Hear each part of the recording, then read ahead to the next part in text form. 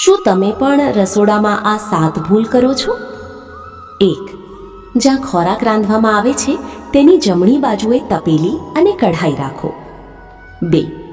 તપેલી અને કઢાઈને ચૂલા પર ન રાખવા જોઈએ. જ્યારે કામ પૂરું થાય ત્યારે તેને કાઢી નાખો. 3. ક્યારેય પણ તીક્ષ્ણ કે અણીદાર વસ્તુઓથી તપેલી અથવા કઢાઈને ખંજવાળી ન દો. 4. રાતભર તપેલી અથવા કઢાઈને બેસિનમાં ન રાખો. તેના બદલે તેને ધોઈને સૂકવી દો. 5.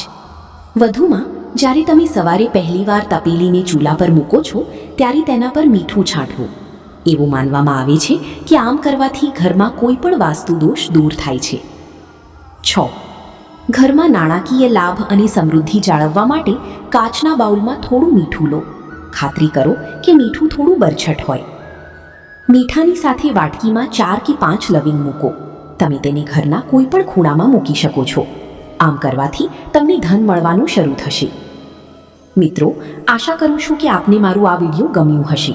જો આ વિડીયો પસંદ આવ્યો હોય તો કૃપા કરીને વિડીયોને એક લાઇક કરી ચેનલને સબસ્ક્રાઇબ જરૂરથી કરી લેજો અને તમારા મિત્રોને પણ શેર કરો, જેથી તેઓને પણ તેનો લાભ મળે. આ રીતે મારી સાથે જોડાયેલા રહો અને તમારા સાથ સહકાર માટે આપનું હૃદયથી ધન્યવાદ. જય શ્રી કૃષ્ણ મિત્રો.